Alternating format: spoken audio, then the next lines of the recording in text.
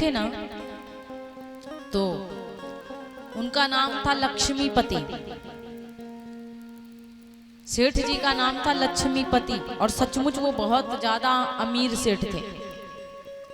जब वो निकलते थे गांव के बाहर, तो लोग उनसे राम राम कहा करते थे, लक्ष्मीपति जी राम राम।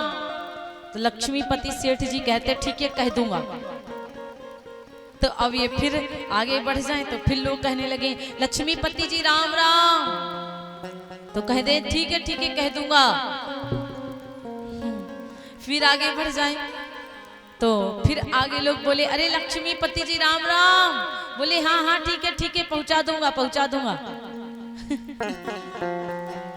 अब सेठ जी यही कह रहे हैं। तो फिर सेठ जी गए शाम को घर, और तो अपनी तिजोरी को खोला तो उनकी सेठाइन जी आ गई, लखपति की पत्नी आ गई। तो कहने लगी एक बात बताओ, आपसे लोग कहते हैं सेठ जी राम राम, तो आप कहते हो ठीक है कह दूंगा। आपसे लोग कहते हैं राम राम, तो कहते हो ठीक है पहुंचा दूंगा। तो लक्ष्मीपति जी जब पैसा को खोले तिजोरी को, तो उसमें से ढेर सारा रुपया निकाले और कहने लगे राम राम, 50 लोगों ने आज आपसे कहा है राम राम। तो सेठाइन बोली ये क्या है, आपसे सब राम राम कह रहे हैं, आप इनते राम राम। तो कहने पागल हो तुम, कोई मुझसे राम राम नहीं कहता है। राम राम मेरे पास इतनी लक्ष्मी है ना, इसलिए इनसे सब राम राम कहते हैं। और जिस दिन ये नहीं रहेंगी ना, उस दिन लोग राम राम करना भी बंद कर देंगे, पहचानना भी बंद कर देंगे। सचमुच अगर देखा जाए तो लक्ष्मी को राम राम करते हैं, आपको कोई राम राम नहीं करता है महाराज। ना कोई कदर करैया है धन बिना, धन नहीं होगा तो कोनो कदर नहीं होगी आज के जमाने में। लेकिन ये धन तो हो, ये तो आवश्यक है भाई, पेट चलाना है, परिवार को चलाना है, ये हमारा कर्तव्य है, ये धन भी होना चाहिए। ये धन नहीं होगा तो ये कथाएं कहाँ से होंगी। मना ही नहीं है कि कमाओ धमाओ ना, खूब करो, लेकिन भगवान की कथा सुनो, भगवान का भजन करो। बिना भगवान के भजन करे तो ये भी लक्ष्मी लास्ट में काम नहीं देने वाली है। भगवान का भजन वो लक्ष्मी है जो कभी जाने वाला नहीं है। विद्या वो धन है जो कभी आपकी विद्या को कोई बांट नहीं सकता है। आपकी विद्या को कभी कोई बांट नहीं सकता। जितना आपके पास ज्ञान होगा, आपके ज्ञान को कोई ले नहीं सकता है। और ये लक्ष्मी जो है सब बांट लेंगे। बांट लेंगे कि नहीं बांट लेंगे, ये सब बांट लेंगे। और राम का नाम जितना आप लोगों ने लिया है, ये राम का नाम कोई बांट नहीं सकता, वो आपके काम आएगा। तो असली धन कौन है? असली धन क्या है? राम का नाम। असली धन हमारा ज्ञान, असली धन हमारी मेहनत। जो कोई हमारी मेहनत बांट लेगा क्या?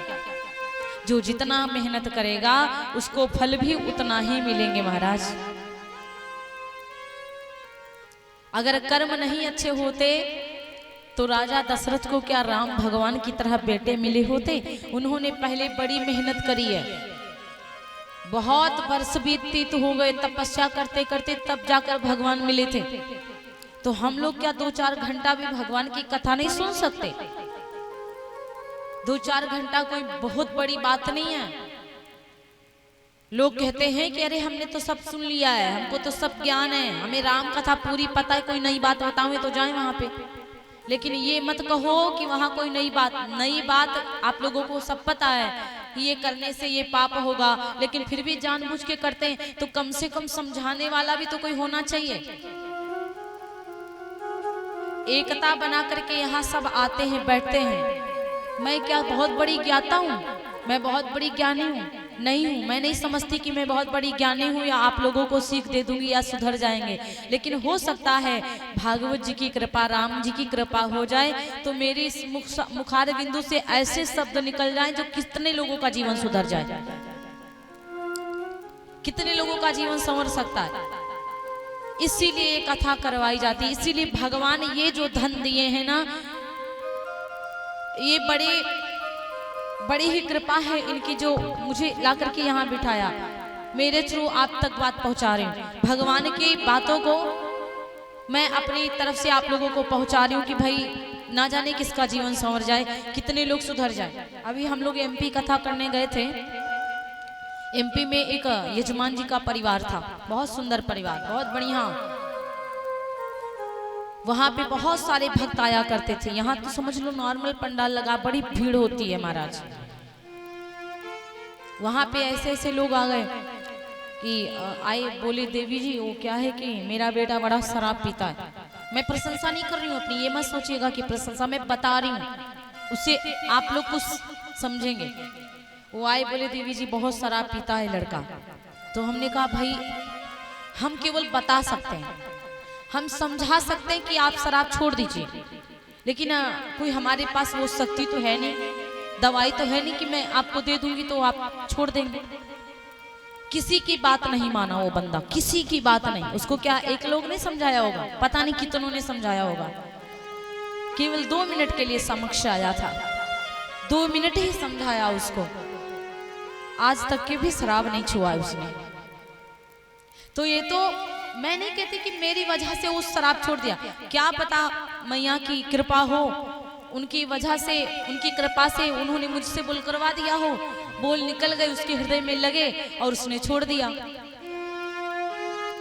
तो जरूरी नहीं, व्यास जो होता, व्यास विष्णु रूप आए, व्यास जो होता है विष्णु का स्वरूप होता है। जब तक सरस्वती की कृपा नहीं होगी, जब तक प्रभु श्री राम की कृपा नहीं होगी, हमारे कोई औकात नहीं है कि मैं इतने लोगों को, बड़े बड़े लोगों को समझा सकूं।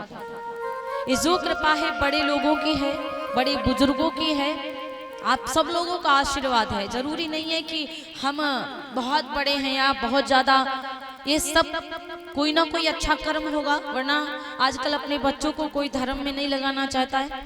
आजकल सब अपने बच्चों को डीएम, एसडीएम, आईएएस, पीसीएस, पता नहीं दुनियादारी बनाना चाहते हैं। कोई भी अपनी बेटी को नहीं बोलेगा कि जाओ इतने, लेकिन इतने लोगों में रहो, जाकर के इतने लोगों को समझाओ। लेकिन विश्वास करिए आजकल बेटियां कम नहीं हैं, बेटों से बेटियां कम नहीं है। संसार कितना भी गंदा हो, यदि हम अच्छे हैं तो हमें कोई बुरा कहने वाला नहीं है। यदि हमारे कदम डगमगा गए तो यहाँ लोग कहने वाले हजारों आ जाएंगे। हमें दुनिया से लेना देना नहीं, हमें अपने अस्तित्व पर ध्यान रखना है, अपनी सत्यता पर ध्यान रखना, अपने पैरों पे खड़े होकर के कुछ करके दिखाना है। आजकल ना बेटी ना बेटा, बेटी बेटा दोनों बराबर हैं। विश्वास करके देखो, कुछ ऐसे लोग होते हैं जिनकी वजह से समाज में थोड़ा सा गंदा हो जाता है। लोग हर व्यक्ति गंदा नहीं होता है, हर इंसान गंदा नहीं होता। अगर सब गंदे ही हो गए ना तो ये जो इतनी बड़ी कथा हो रही है ये कौन करवाता?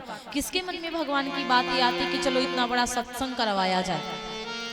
यहाँ पे भगवान के बेटे ऐसे ऐसे बैठे हैं, ऐसे ऐसे उनके पुत्र यहाँ पर बैठे हैं।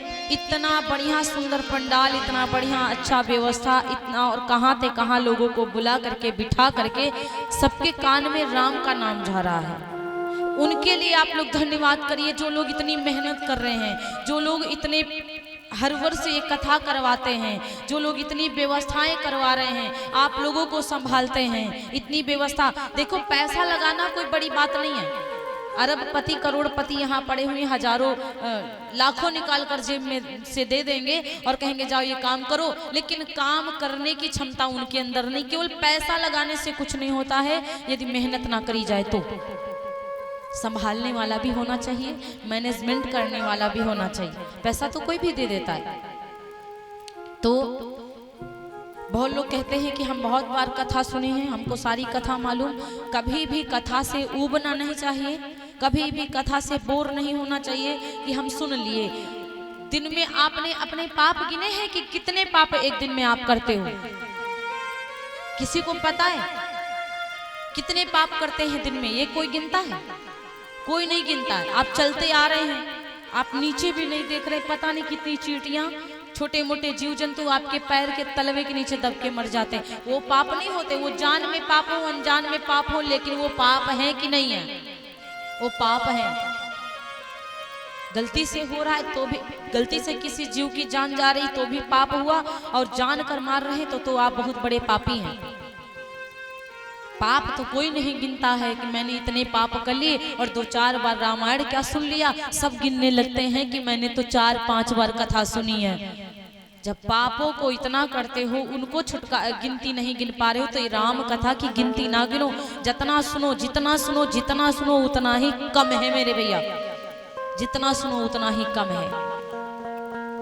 इसलिए भगवान की कथा हो रही है, आज पंचम दिवस है और आप सब लोग बढ़िया से आइए, भगवान की कथा सुनिए। यहाँ पर सब एक समान है, यहाँ पे कोई छोटा नहीं, यहाँ पे कोई बड़ा नहीं। भगवान की नजर में, मेरी नजर में भाई, हम किसी को बड़ा नहीं मानते, किसी को छोटा नहीं मानते। हम लोगों का काम है धर्म का प्रचार प्रसार करना और लोगों को आपस में जोड़ना, ना कि तोड़ना। हम तोड़ने के लिए नहीं आए हैं, जोड़ने के लिए आए हैं। और खास करके ये चीज हम लोगों को भी सोचना चाहिए कि हम किसी को तोड़े ना, हम जोड़ें। सनातन धर्म को इतना जोड़ कर रखें कि किसी के बाप की औकात ना हो कि हमारे धर्म को तोड़ दे। बोले व्यास भगवान की।